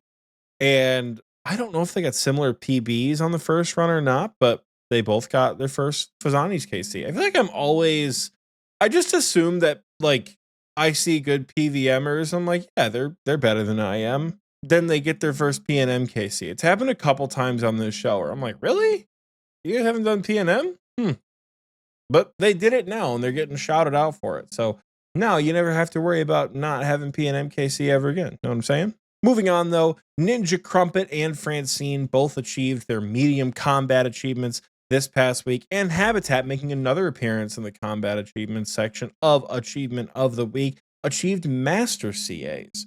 Apparently, killing Fazani's Nightmare for the first time opens up a lot of hard and elite and master tasks for you to do and get a lot of extra points. So congratulations to you getting the Verzik Helm gang going, you know? Finally, we have not one, not two, but 3 quivers this week. 3 quivers, if you can believe it. We have Sloth, Nuke Moose, who's been joining us here in the recording booth chat this evening, and Hyla. I don't know what his current prefix is right now. I don't know if it's Fishy? Aztec Hyla. I think it's Is it fishy. Fishy so, Hyla right now? Yeah. But yeah, we have 3 quivers. GZ boys. Huge GZ. I can't relate. I don't know the feeling yet, but it's cool as hell that you guys got it. Nice to have. And I'm sure it gets more fun. I don't think it's like the Inferno where like it's just easier every time you do it. It probably is, but I also feel like the Coliseum's a little bit more fun once that pressure is taken off. But you know, proud of you boys. You got your quivers. I know Hyla at the very least probably has to put a lot more work in to bless his. I think it's like you need 23 KC as an Iron Man, 23, 25 on average to bless it. But that's a problem for another day because the first one is done. Congratulations, boys. Moving on to the skilling category. As always, the largest category in Achievement of the Week this week. Starting us off from 2 weeks ago. Here we go. Jin Junkie achieved 99 strength. Shinkiro, who is maxing on the 22nd, so 2 days after this episode comes out, he achieved 99 agility, hunter, fire making, and thieving. He's currently sitting at 2276 total level with 1 smithing level to go. So next week, I think you know who might be on Achievement of the Week. Strive FE achieved 99 fire making a couple weeks ago, but he's new to the Discord and he posted it, and it's his first ever one. So you know why not shout him out for it? First 99. Rock Arm Man achieved 99 prayer. Leo DiCaprio achieved 99 mining. Plasmatron achieved 99 attack and 99 defense. Vacant Void achieved 99 strength. Frosty Squanch achieved 99 hit points. Fishy Bun achieved 99 range. Pistachio Paladin, a name I still love, achieved 99 farming. May have been the first 99. Maybe that was down there. I don't know. Somebody got a first 99 that was farming. Buckets achieved 99 defense. Gam06 achieved 99 rune crafting. Prof Slayer achieved 99 rune crafting, and he is only 2 skills away from max as well. So who's to say? Maybe by the time the episode comes out next week, we'll have 2 max capes. Who knows? 12 Bar Jumbie achieved 99 wood cutting. Zerniak achieved 99 farming. Clay Taurus, another one of my former bingo teammates. Shinkiro's also one of my former bingo teammates. Achieved 99 cooking.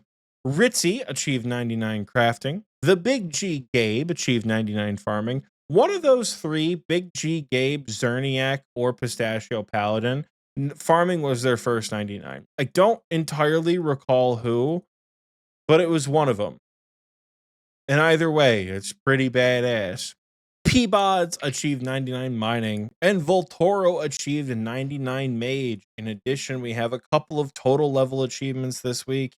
Rock Arm Man achieved 2200 total level, and in the middle of the episode, Dr. Gerber cracked off 2277 total level.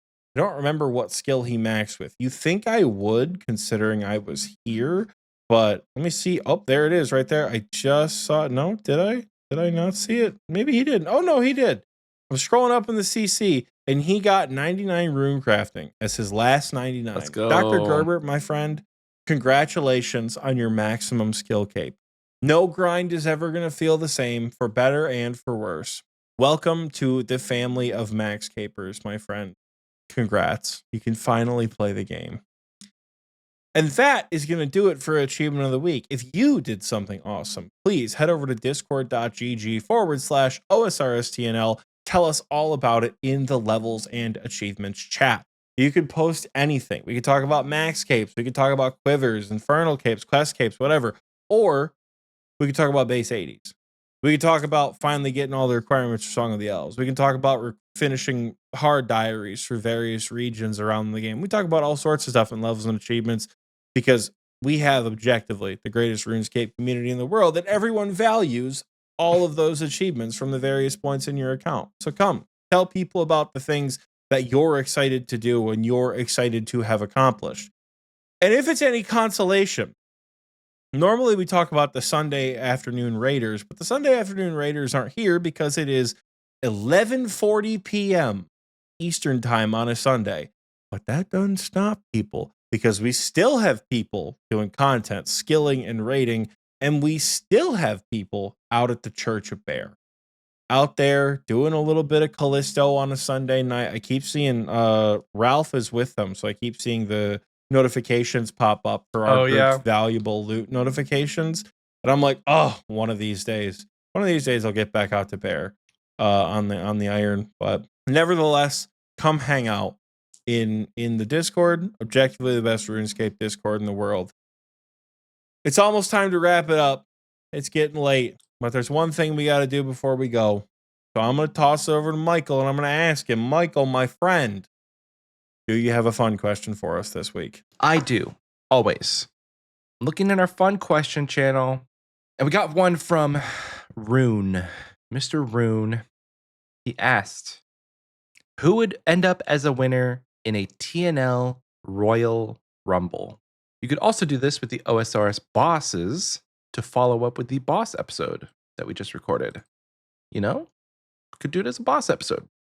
So I had to Google what a Royal Rumble is, and I think pretty much just like a WWE big fight fest. Is it not just like Battle Royale? Maybe. I Googled Royal Rumble, and I hit images, and it came up with a bunch of like WWE people. So I'm guessing maybe it's like a tournament of a bunch of people. That's a big thing. I'm picturing Battle Royale style. Because like if it's a tournament, what are you competing in? Oh, maybe it is like where you end up with one winner, like 27 people all in the same room, end up with one winner. Okay. We could do this with the bosses.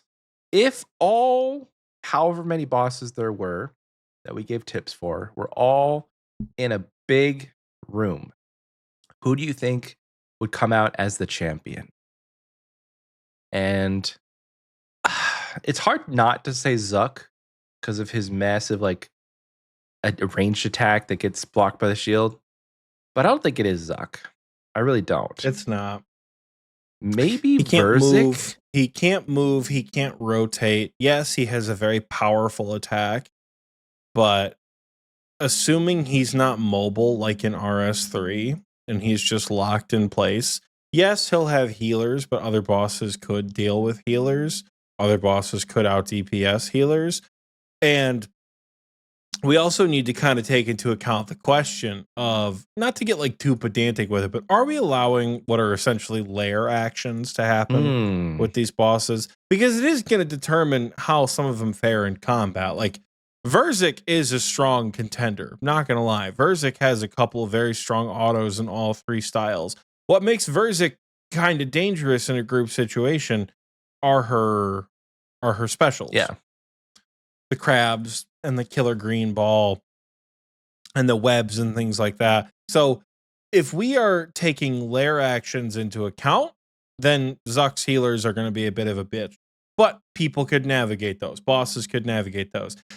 If we're fighting on an even playing field, then no lair actions are a thing. No boss can do anything unique to their arena. I am going to go out on, well, it does kind of lead to a kind of a follow-up question about that, but we're not gonna put that on the table. I'd make a strong case for Soul. Oh, yeah. I'd make a strong case for Soul as the potential champion. Okay. Like, let's look at some other folks here. I'd make a strong case for Soul. I'd make a strong case for Corp. Oh my gosh, I was just thinking Corp. Yeah. Super, super strong as far as HP and defense goes. Bandos could also do some damage, but is not going to stand up as being like he's one of the older bosses. So his HP threshold is not as high as it could be.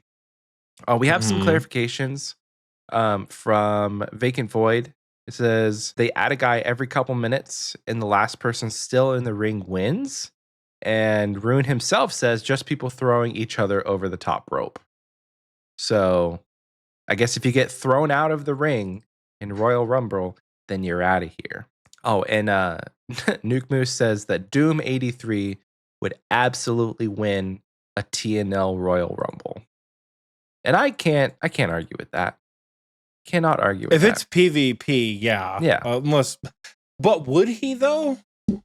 He's probably one of the best PKers in TNL. In a 1v1 situation, yes. With the entire clan in a multi-combat zone going, hey, what if we all ganged up on the only guy who knows how to kill us? He's good, but he's not good enough to eat through 80 people dumping Void Wakers on him.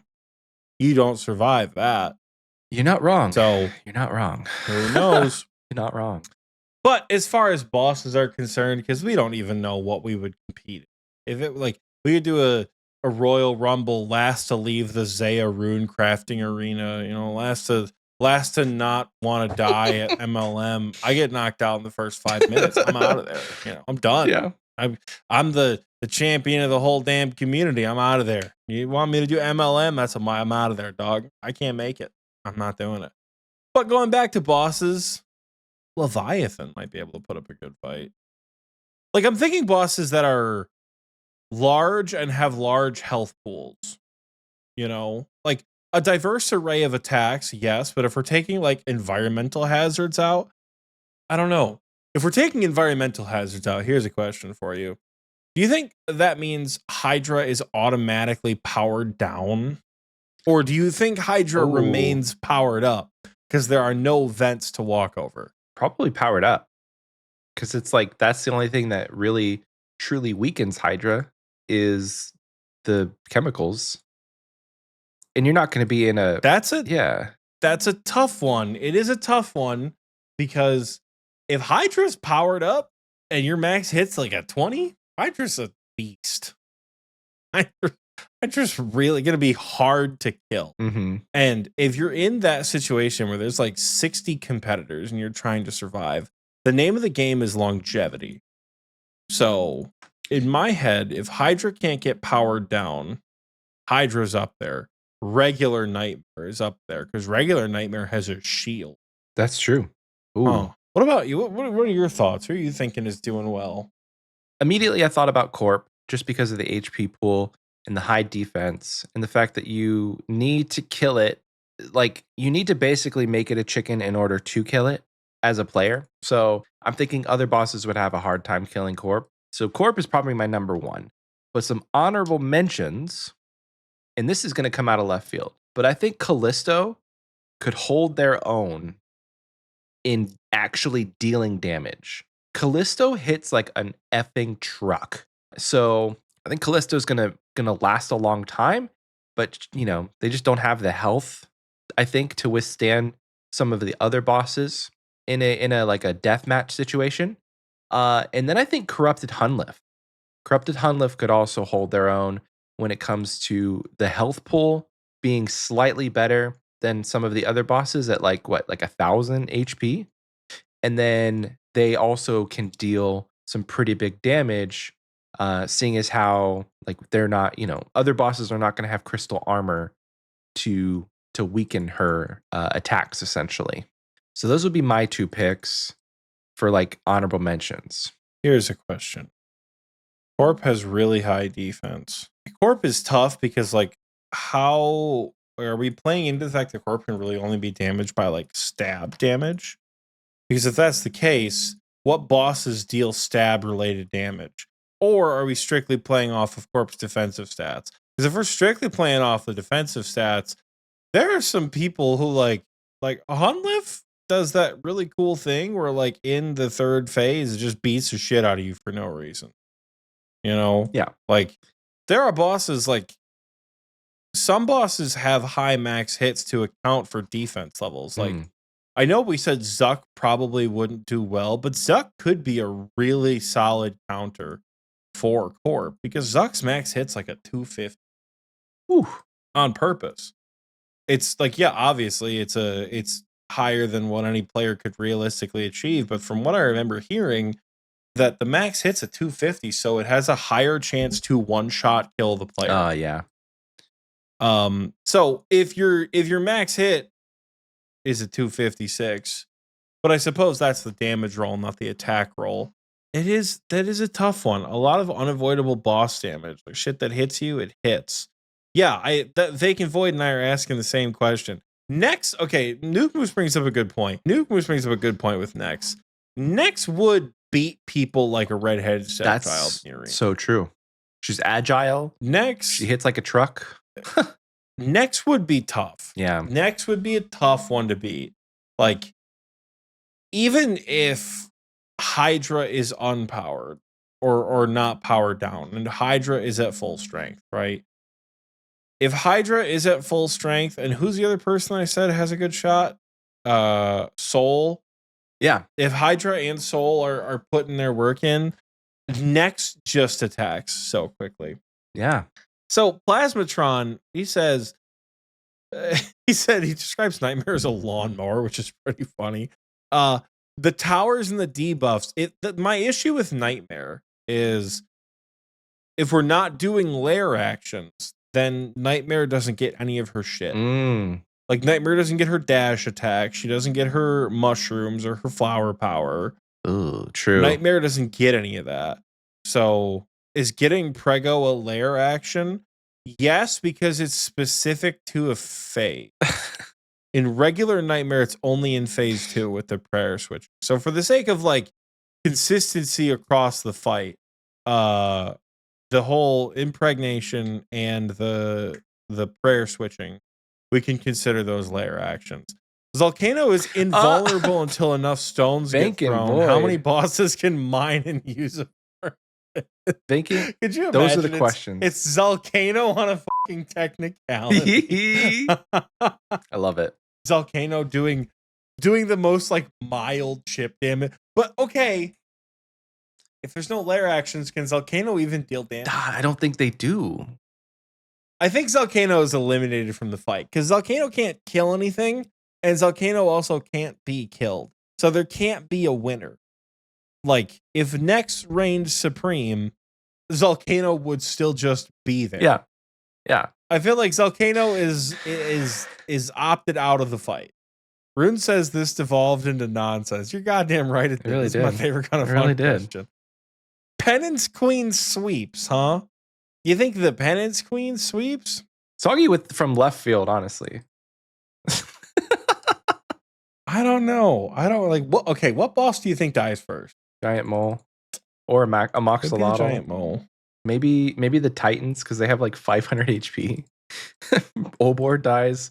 All of the giants, all the giants are just out round 1. They take each other on in some sort of like clan on clan battle. Like, yeah, but that's kind of cool as hell, though. Like, all these other big bosses are fighting, and it's just the giants squaring off like old school combat, Yeah, we've gotten like 17 posts about people talking about Cuthbert, Lord of the Dread. And technically, he's technically a boss. Nuke says he's technically a boss. Do not deny me this. He is. Doesn't my boy have 1 HP though? I feel like we should make this like a March Madness bracket. Oh, that would be fun.